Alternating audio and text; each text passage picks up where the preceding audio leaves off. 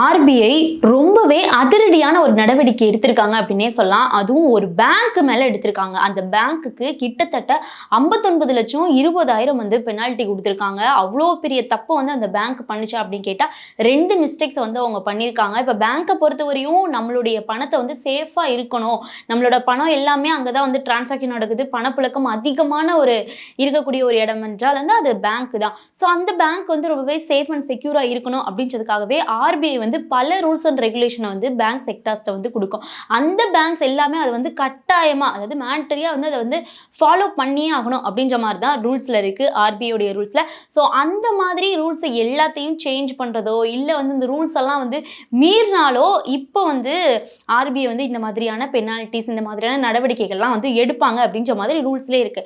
அந்த மாதிரி ஆர்பிஐ இப்போ எந்த பேங்க் மேல இந்த மாதிரியான இந்த மாதிரியான நடவடிக்கை எடுத்திருக்காங்க அப்படின்னா ஆர்பிஐ இந்துஸ்தான் பேங்க் மேலதான் வந்து இந்த ஒரு பெரிய நடவடிக்கை எடுத்திருக்காங்க. கிட்டத்தட்ட 59,20,000 வந்து பெனால்ட்டியா வந்து ஃபிக்ஸ் பண்ணியிருக்காங்க, அதாவது விதிக்கப்பட்டிருக்காங்க அப்படின்னே சொல்லலாம். அப்படி என்ன தவறு வந்து இந்த இந்துஸ்தான் பேங்க் பண்ணாங்க, ஸோ எதுக்காக இவ்வளோ ரூபாயை வந்து பெனால்ட்டியா விதிச்சாங்க, என்ன ரூல்ஸ் அண்ட் ரெகுலேஷனை இந்த பேங்க் வந்து மீறி இருக்காங்க அப்படின்ற எல்லா டீட்டெயில்ஸுமே இந்த வீடியோவில் பார்க்கலாம் வாங்க. முதல்ல எந்த பேங்க் மேல இந்த ஒரு பெனால்ட்டி, இந்த ஒரு நடவடிக்கை அப்படின்னா நான் முன்னாடியே சொன்ன மாதிரி இந்துஸ்தான் பேங்க் மேல தான் வந்து இந்த ஒரு நடவடிக்கை எடுத்திருக்காங்க.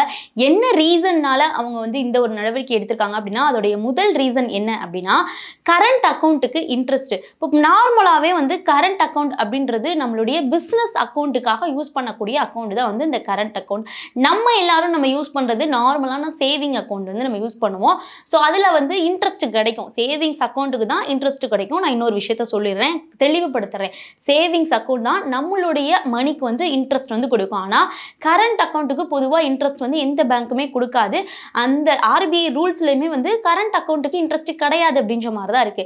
ஸோ இதுதான் ஆர்பிஐடைய முக்கியமான ரூல்ஸ்ல ஒன்றா இருக்கு. ஆனால் இந்த இந்துஸ்தான் பேங்க் என்ன பண்ணியிருக்காங்க அப்படின்னா கரண்ட் அக்கௌண்ட்டுக்கு சில அக்கௌண்ட்ஸ்க்கு மட்டும் இன்ட்ரெஸ்ட் வந்து கொடுத்துருக்காங்க அப்படின்ற மாதிரி ஆர்பிஐ கண்டுபிடிச்சிருக்காங்க. அதாவது கரண்ட் அக்கௌண்ட் வச்சிருக்கிற எல்லாத்துக்குமே வந்து இந்த இன்ட்ரெஸ்ட் வந்து போகல, சில அக்கௌண்ட்ஸ்க்கு தான் மட்டும்தான், அதாவது சில கஸ்டமரோட அக்கௌண்ட்ஸ்க்கு மட்டும்தான் இந்த இன்ட்ரெஸ்ட் வந்து பேமெண்ட் பண்ணியிருக்காங்க. ஸோ இந்த ஒரு விஷயம், அதாவது இந்த ஒரு ஆக்டிவிட்டிஸை பொறுத்த வரையும் ஆர்பிஐ உடைய ரூல்ஸுக்கு அப்படியே வந்து ஆப்போசிட்டாக இருக்கிறதுனால இதை வந்து ஒரு வயலேஷனாக வந்து ஆர்பிஐ வந்து எடுத்திருக்காங்க அப்படின்னே சொல்லலாம். இங்கே தான் நம்ம ஒரு முக்கியமான விஷயத்தை வந்து நம்ம கவனிக்கணும். ஆர்பிஐ குறிப்பிட்ட சில அக்கௌண்ட்ஸ்க்கு தொடர்பான இந்த ஒரு விதிமீறலை தான் வந்து இந்த ஒரு ரீசனால தான் வந்து ரெகுலேட்டரி ஆக்ஷன் வந்து எடுக்கப்பட்டிருக்காங்க.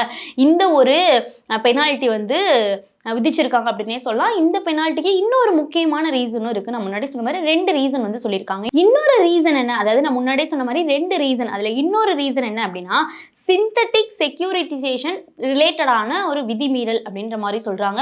இது ஒரு இது கொஞ்சம் டெக்னிக்கல் டேர்ம்ல ஒரு சில விதிகளெல்லாம் வந்து மீறி இருக்காங்க.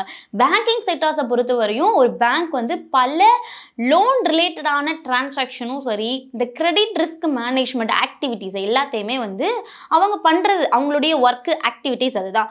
ஸோ இதுக்கெல்லாம் வந்து ஆர்பிஐ ஒரு சில ஒரு ரெஸ்ட்ரிக்ட்லாம், ஒரு குறிப்பிட்ட சேஃப்டி அண்ட் ரெகுலேட்டரி ஃப்ரேம் ஒர்க்லாம் வந்து வச்சிருக்காங்க, ஸ்ட்ரிக்டாக வச்சிருக்காங்க. ஸோ இந்துஸ்தான் பேங்க் என்ன பண்ணியிருக்காங்க அப்படின்னா சில செயல்பாடுகளில் மட்டும், சில ஆக்டிவிட்டீஸில் மட்டும் அந்த சிந்தட்டிக் செக்யூரிட்டேஷன் ரிலேட்டடான இந்த ரெகுலேட்டரி ரெக்யூட்மெண்ட்ஸ் முறையை வந்து ஒரு ஃபாலோ பண்ணல, கரெக்டான முறையில் வந்து ஃபாலோ பண்ணல அப்படின்ற மாதிரி ஆர்பிஐ கண்டுபிடிச்சிருக்காங்க. அதனால இதையும் வந்து பெனால்ட்டிக்கான ஒரு செகண்ட் ரீசனாக வந்து அவங்க எடுத்திருக்காங்க அப்படின்னே சொல்லலாம்.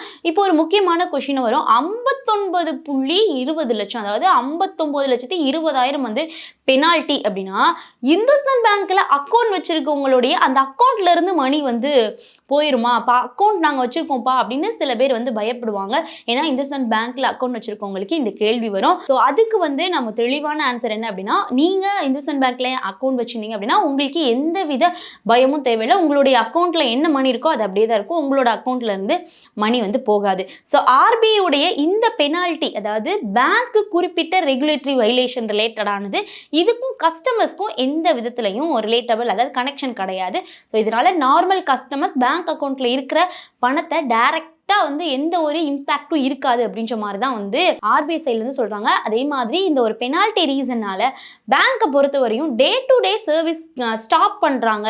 அங்கே வந்து இந்த மாதிரி பெனால்ட்டி வச்சுட்டாங்கப்பா, எனவே பேங்கே கிடையாதுப்பா அப்படின்லாம் கிடையாது. பேங்க் ஆட்டோமேட்டிக்காக வந்து ஒர்க் ஆகிக்கிட்டு தான் இருக்கும், அது வந்து கண்டினியூஸ் ஆகிட்டு இருக்கும். ஸோ ஆர்பிஐ உடைய நடவடிக்கையோட முக்கியமான நோக்கம் என்ன அப்படின்னா, பேங்க்ஸ் ரெகுலேட்டரியோடைய ஃப்ரேம் ஒர்க்கை முறையாக, அதாவது கரெக்டாக ஃபாலோ பண்ணணும் அப்படின்றது தான். இப்போ ஃபாலோ பண்ணாதனால தான் இந்துஸ்தான் பேங்க்கு இந்த ஒரு சிச்சுவேஷன் அப்படின்னே சொல்லலாம். அப்படின்னா ஆர்பிஐ பொறுத்தவரையும் எப்படி வந்து பெனால்ட்டிஸ்லாம் விதிக்கிறாங்க அப்படின்னா, ஒரு பேங்க்கு அப்படின்றது நம்ம வந்து வெறும் நம்மளுடைய மணியை சேவ் பண்ணி வச்சிருக்க இடம் மட்டும் கிடையாது, பணத்தை வச்சிருக்க இடம் மட்டும் கிடையாது. மக்களுடைய சேவிங்ஸ் அதில் இருக்குது, பிஸ்னஸ் டிரான்சாக்ஷன் அதில் இருக்குது, அதே மாதிரி லோன்ஸு, இன்வெஸ்ட்மெண்ட்ஸ்ன்னு சொல்லிட்டு ஒரு மிகப்பெரிய ஃபினான்ஷியல் சிஸ்டமோடைய ஒரு பார்ட்டு தான் இந்த பேங்க்கு.